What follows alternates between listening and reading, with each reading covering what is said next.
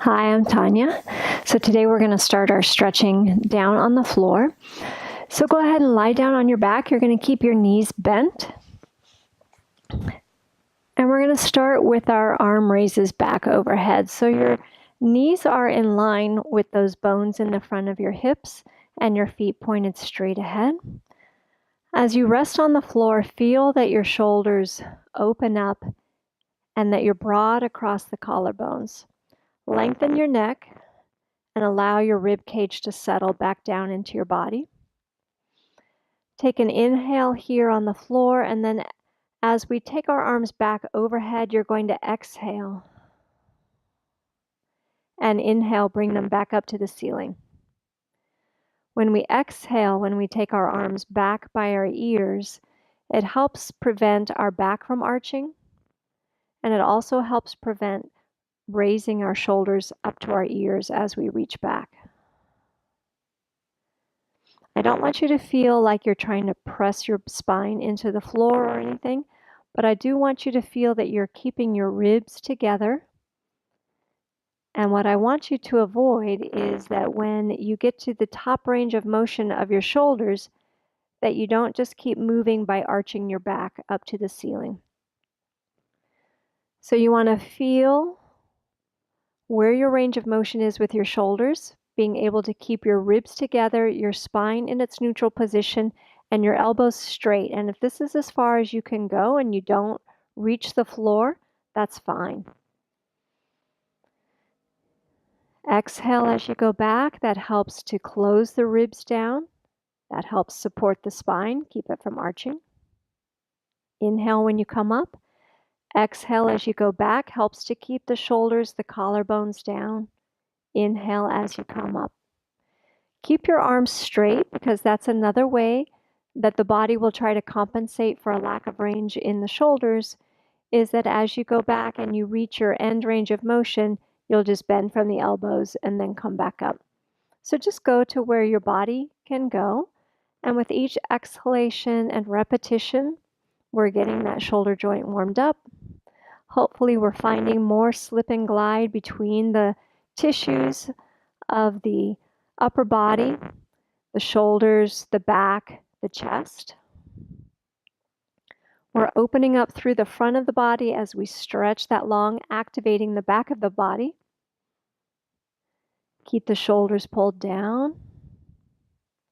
And we'll go one last time. And bring the arms down to the floor. Now we're going to go into just a small leg float. So we're going to lift the right leg up and then the left leg up only about 6 inches off of the floor. We don't want to lift so high that we tip the pelvis. So we just want to bring the foot off the floor about 6 inches so that we can maintain our neutral pelvis and our neutral spine.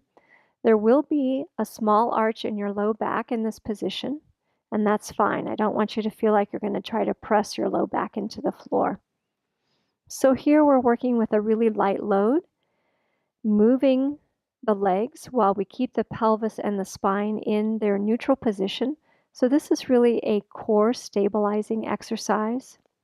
Very simple to do. No strain on the body, just small movements. And when we put the spine and the pelvis in their neutral position, have no extra weight or load on the body, and just move the arms and legs, that's what gives us that core stabilization workout. Focusing on those deep intrinsic muscles that lay close to the skeleton and that help support keeping the spine and pelvis in their neutral position while the arms and legs move.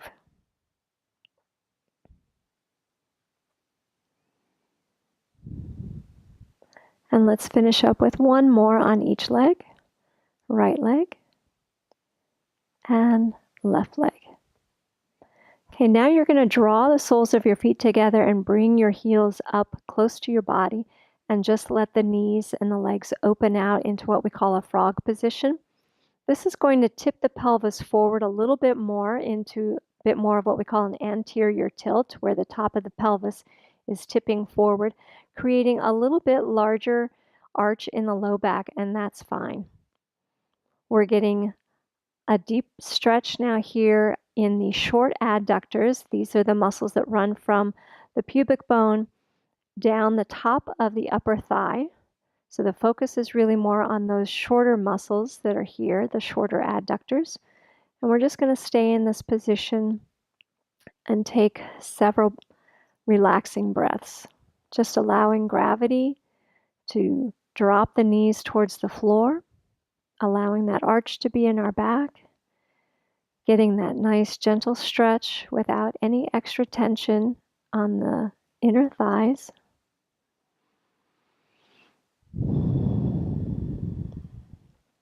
And feel that as you're breathing, that your breath is moving into the belly, that you're really breathing from the diaphragm and not breathing from the upper ribs, that you're letting the bottom ribs expand and the diaphragm drop down into the belly as you breathe. As that dome of the diaphragm muscle drops down into the belly so that it pulls on the lungs and opens up the lungs for them to inhale, that pressure of the diaphragm dropping down into the abdomen is what creates that belly rise. So it's not that you should feel like you're pushing your abdominal muscles up, but it should just be a natural consequence of that pressure coming into the belly from the diaphragm dropping down. And then when we exhale, the diaphragm lifts back up under the ribs and helps us to expel the air out of our lungs.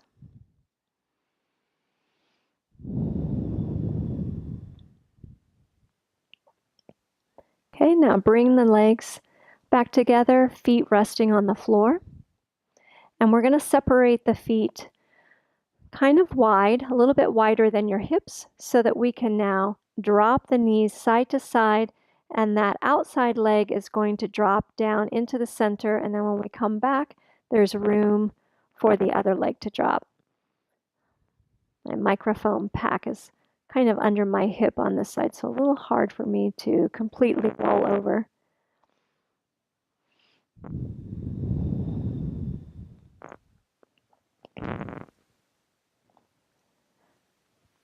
Letting the feet roll from the inner blade of the foot to the outer blade of the foot as the knees drop side to side.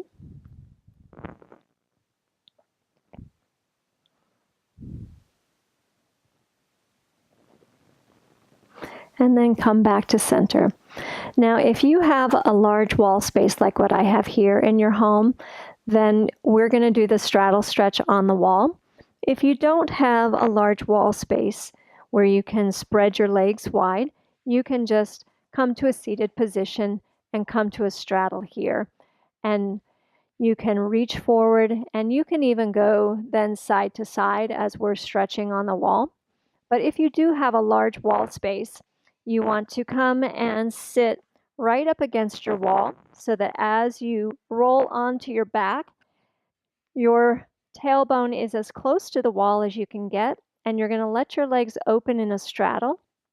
Your thighs will naturally roll out, and now gravity is doing the work of just giving you a nice gentle stretch through not only the short adductors, like when our knees were bent and we were in the frog position, but now that the legs are long and straight with the knees extended, we're also getting the long adductors that come and attach from the pubic bone all the way down the inner thigh here close to the knee.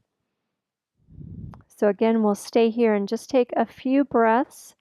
And if, again, like I said, if you don't have a wall space in your home to be able to do this, it's fine for you to be sitting in a straddle stretch. Try to tip your pelvis forward, keeping your spine long and walking your hands out in front of you. And then you can go ahead and walk yourself over to one side, stretch down the right leg, walk yourself back to center, and then stretch over to the left. If you do have a wall space, though, this is really nice because gravity just does the work for us. Lengthening and opening up through the inner thighs, letting the feet drop a little bit down the wall as the legs lengthen and stretch.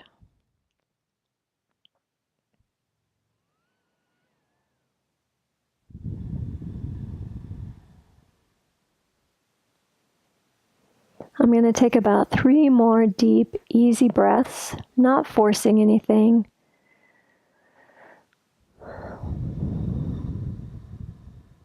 Arms can be out to your side with your palms up towards the ceiling.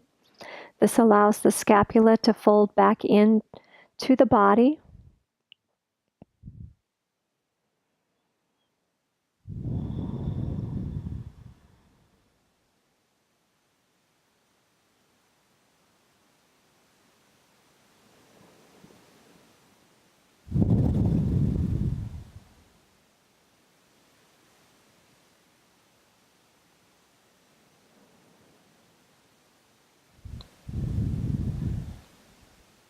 This is such a nice stretch. It's hard to bring myself out of it, but go ahead now. I support my legs because that's a big stretch for the body. Support my legs to come back to center. And if you're on the wall, go ahead and just bring your legs in line with your hips. Flex your feet strongly. Engage through the quads and stretch. And if you're sitting on the floor doing your straddle stretch, just bring your legs together in front of you and sit up tall.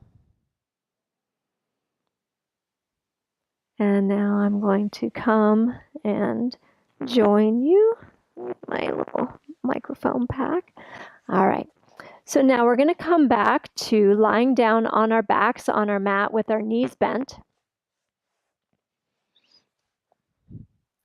We call this a hook lying position with our back flat on the floor and our knees bent here. And now take your right ankle and cross it over your left knee. And if that's not enough of a stretch for you here in the right hip, then you can just bring that leg back and hold this back. However's comfortable, you can bend the knee and hold at the shin. You can hold underneath. If it's uncomfortable for you to hold your leg up, then you can either put this foot against the wall or against a footstool or a chair that you have available to you just to hold it up for you. You want to try to press that right knee away from your body and have your ankle and your knee line up with each other. And you're just going to bring that left knee back, drawing your right ankle back to your body. That's what's going to give you the stretch back here. Right side. Figure 4 stretch, or sometimes it's called a reverse pigeon because we're on our backs instead of folding over forward over our legs.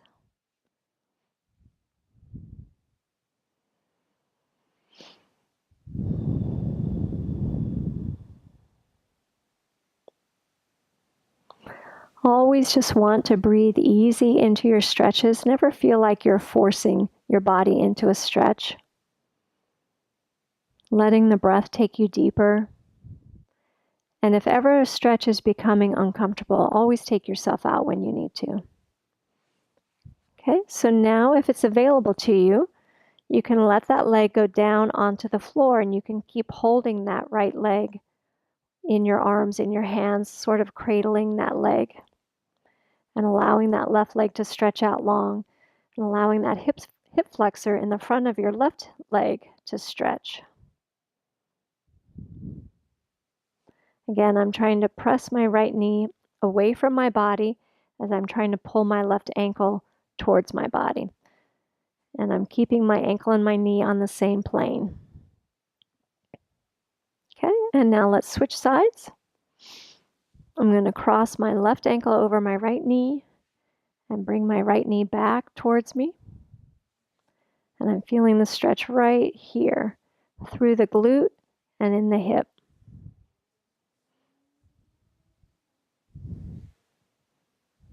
Keeping my knee pressed away from my body and my left ankle coming in towards my chest.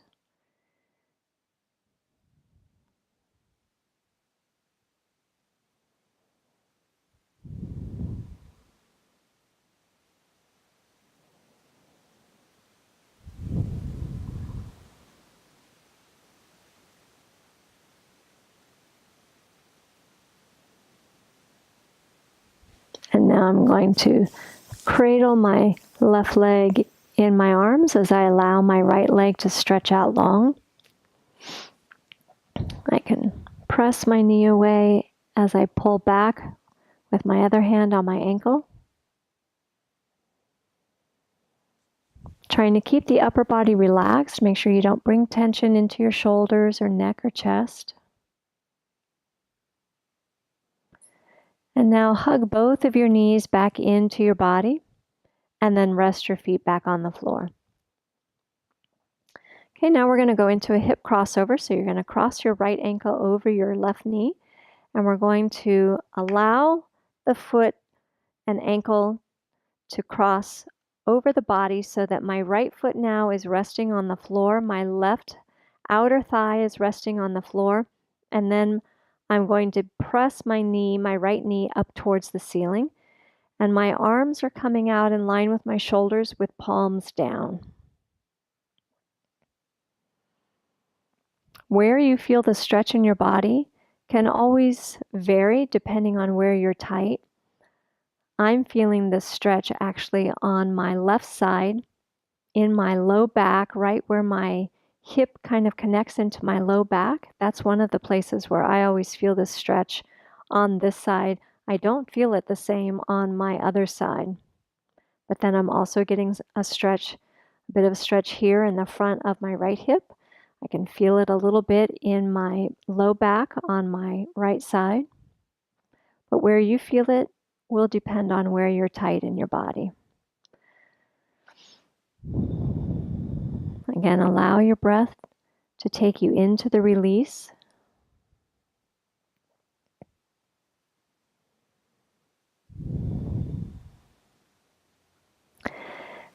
And then I like to go ahead and uncross to bring myself out so that I'm not bearing the weight of this leg when I try to come back to neutral.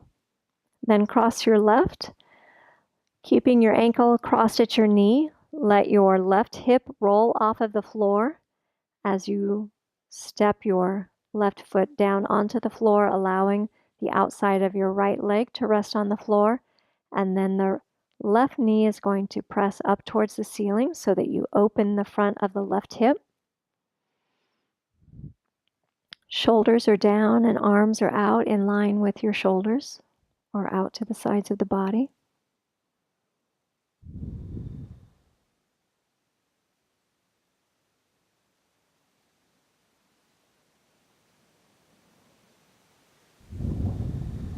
Just resting with a few easeful, relaxing breaths.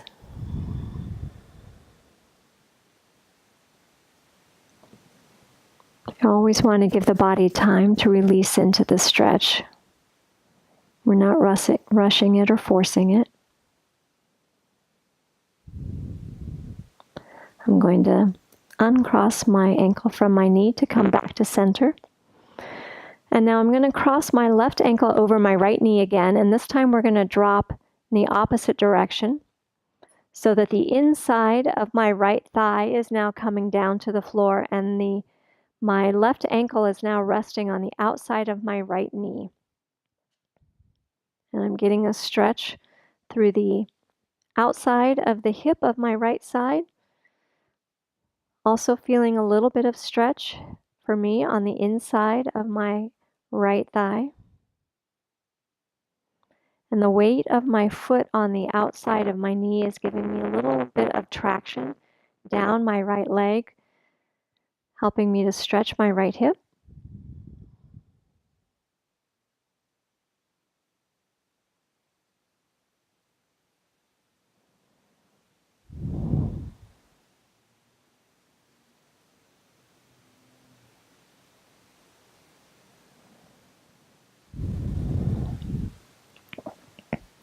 And again, I'm going to uncross my ankle from my knee to come back to center so that I'm not trying to lift the weight of that leg when I come back.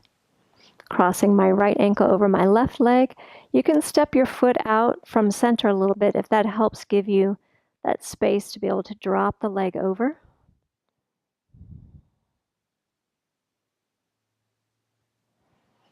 Making sure that my shoulders stay down. My hip rolls off the floor. My left hip rolls off the floor as I twist in this direction.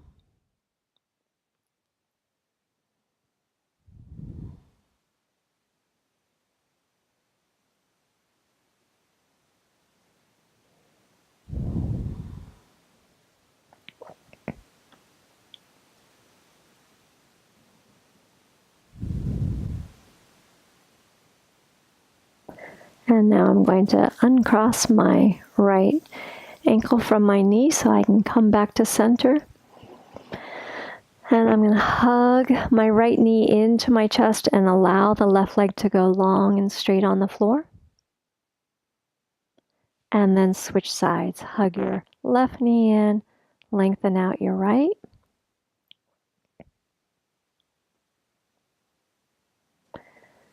And then bring both feet back to the floor and rest. Okay, and now we're going to go to upper spinal floor twist. So because of my microphone pack, I'm just going to switch sides so that my microphone pack is on the top. So lying down on your side, you're going to pull your knees so that they are perpendicular to your body. Keep your hips and your shoulders in a long straight line so that the spine is straight, and rest your bottom hand on the floor, on your knees. And then you're going to bring your top arm up by your ear so that you lengthen your spine as you roll open. And you're going to bring your chest open to the ceiling, face up to the ceiling, keeping that hand resting on your knees so that you can feel, did your top knee shift back, meaning that your hip then rolled back with your spine, or were you able to keep your knees stacked and your hips stacked as you roll open your chest open to the ceiling? So the weight of your hand on top of your knees is going to help keep your hip from shifting. And then you're going to roll open.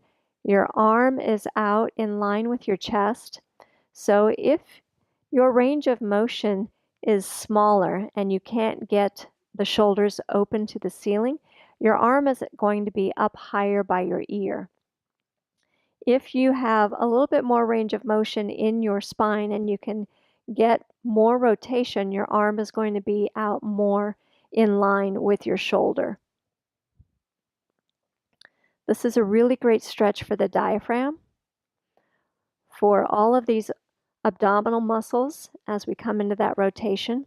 It's also a great stretch for the muscles that run up the spine as they come into rotation. Wonderful stretch from the breastbone through the chest, out through the shoulder, and out through that arm. I'm a little close to my wall. Let me adjust. But you want to be able to allow that arm to open out. So it's a great stretch out from the breastbone, through the chest, the shoulder, and out that arm.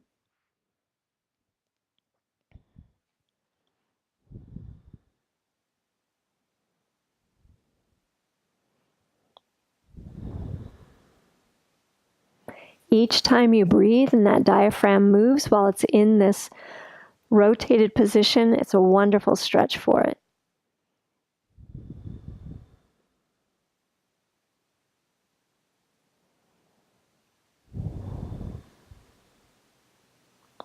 To close up, you're going to bring your arm back over the ear and then roll back onto your side so that your shoulders are stacked, your hips are stacked so that we've taken all of the rotation out of the spine. And you're going to just roll to the other side. And I'm going to see if I can adjust my battery pack or my microphone pack here so that I can get on my other side. Okay. Hips are stacked, the spine is long, shoulder is in line with the hip. The bottom hand should easily be able to reach the knees. You want to make sure that you don't curl your spine to come down to your knees, but you want to draw your knees up to you. The arm comes up by the ear, lengthening the spine as you roll open. Getting that wonderful rotation in the spine, rotating the muscles that run up the back, stretching the muscles that cross the rib cage, opening the chest out through the shoulder, out through the arms. You want to be resting on the back of your head, looking up towards the ceiling, keeping your knees stacked so that you know that your hips have stayed stacked.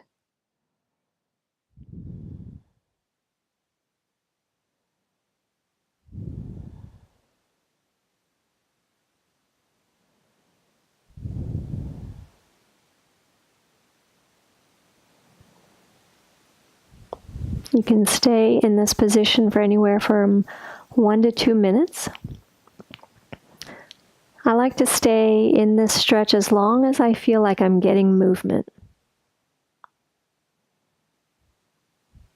As long as I feel like the body is continuing to release and move into that rotation a little bit more.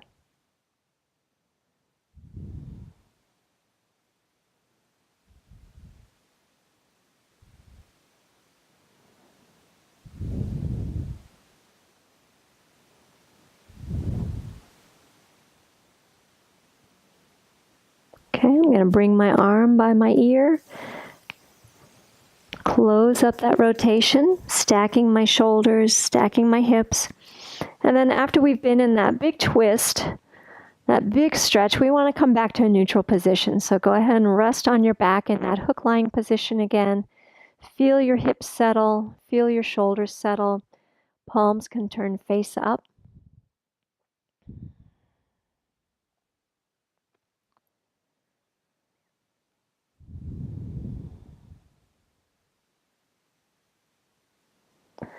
And now I'm going to bring one knee into my chest as I stretch the other leg out long. And then the other side.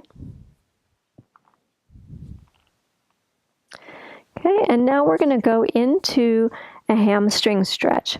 So I have with me a yoga strap. If you have a yoga strap, go ahead and use this. If you don't have a yoga strap, then what you're going to do is you're just going to stretch with the legs forward.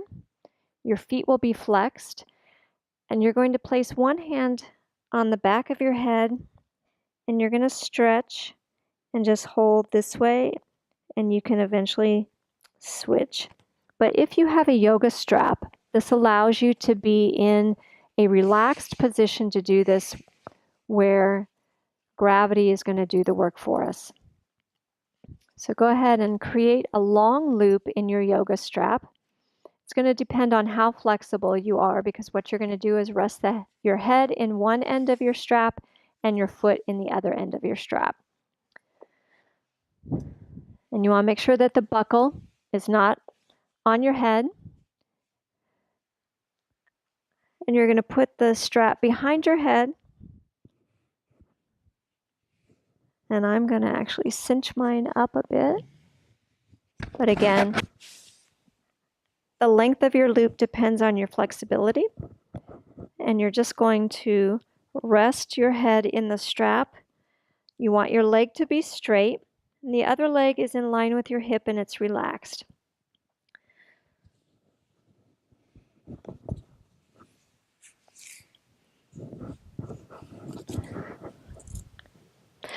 So the reason that we're stretching this way is because when the neck is curled up off of the floor and we're stretching the hamstring, we're getting a stretch through the entire back line of the body, which means we are stretching from the bottom of the foot all the way up the calf, up the hamstring, up the spine, up the neck, all the way to the tops of the eyebrows.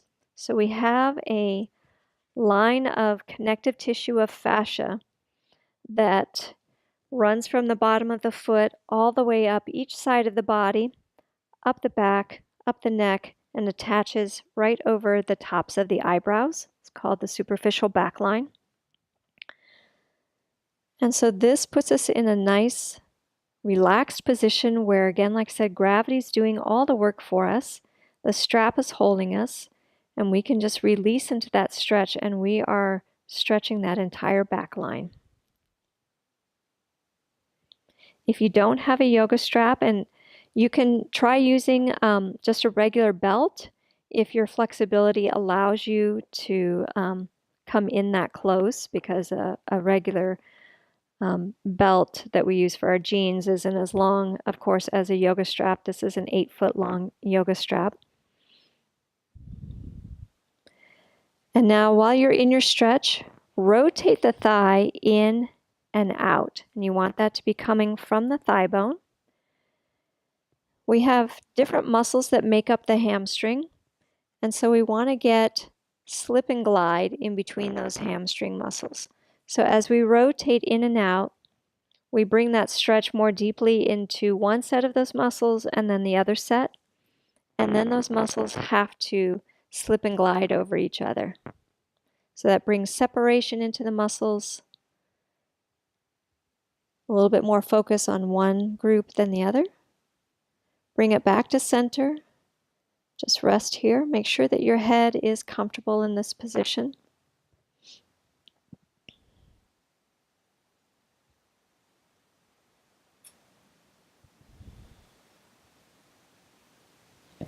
And then we're going to switch legs just by switching our feet in the strap, letting the other leg go long.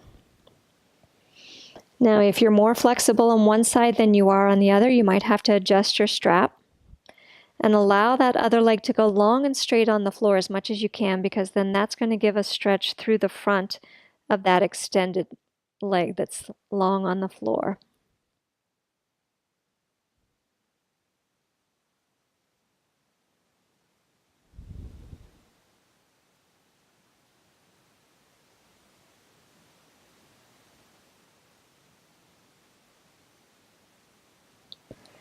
Then go to rotating.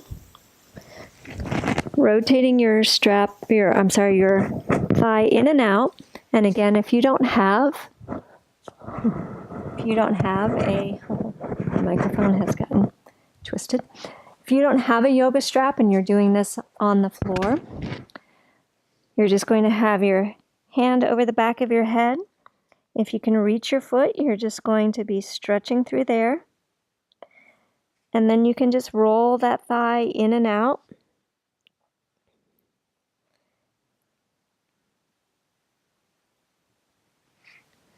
And if you don't have a yoga strap, after you've rolled a few times in and out, you can just come to a nice deep stretch, keeping the chin tucked, the forehead reaching towards the knees.